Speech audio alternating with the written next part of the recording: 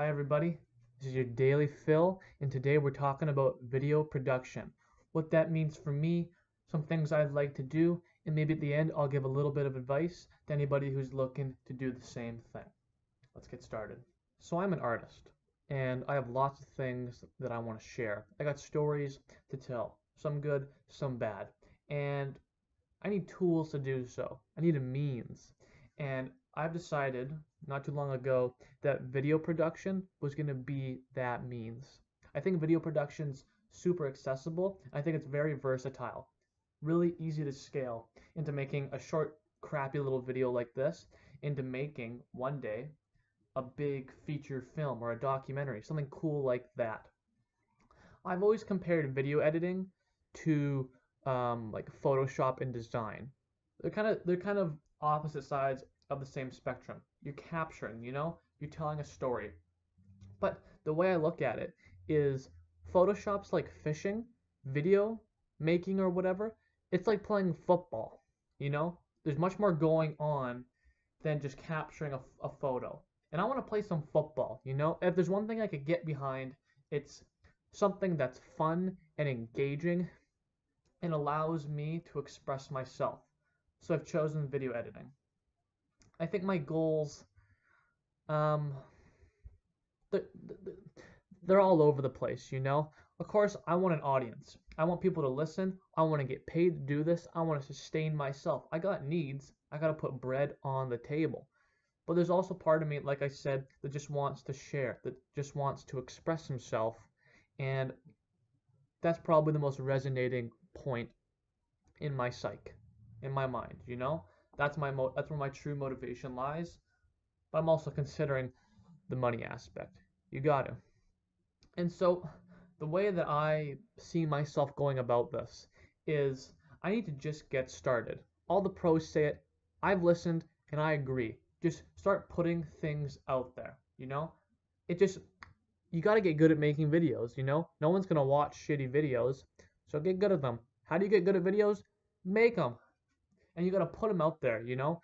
I feel like when you're standing here and you're in this frame of reference that someone might be listening, you're going to act accordingly, you're going to edit accordingly, and you're just going to make something in accordance with an audience, whether someone listens or not. It's the potential.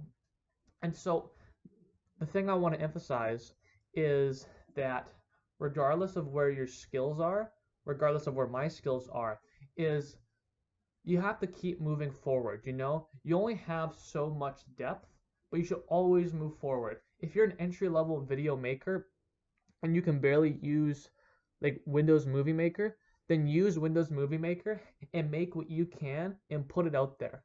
And learn Sony Vegas or Adobe Premiere on the side, and as you go along, you'll get better at making videos, but you'll be more familiar with what making videos is all about, you know? That's the biggest hurdle that anybody has, is they think, I'm not good at making videos, so I'm going to go try and get good at them, and then I'll make them. But that's only the technical aspect.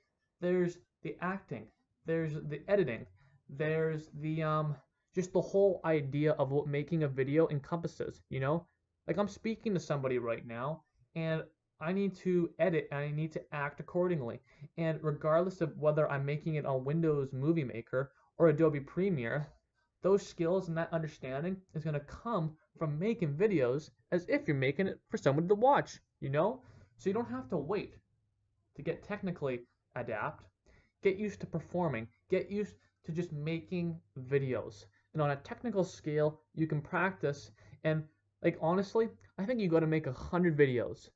That's 10 steps, 10 videos every week or so. Just practice a little bit with new software, or just learn something with the old software. How to make better captions, how to make better thumbnails, etc. And then implement that into the next 10 videos. You know, add some depth and move forward. You know, adding the depth, that's where you gotta persevere. That's where you gotta just go. Don't stop. Don't wait. That's where you put all your energy in. And then when you're moving forward, be pragmatic. Have a routine. Just make the videos. That's all you have to do.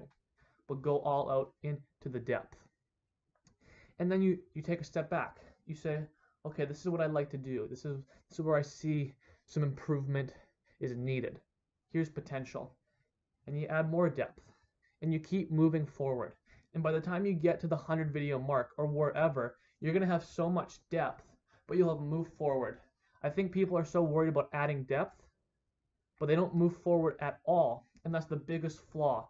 Yeah, you got some schmucks who they ride the low wave, and they'll never get above Windows Movie Maker. And you know what? Maybe that's fine.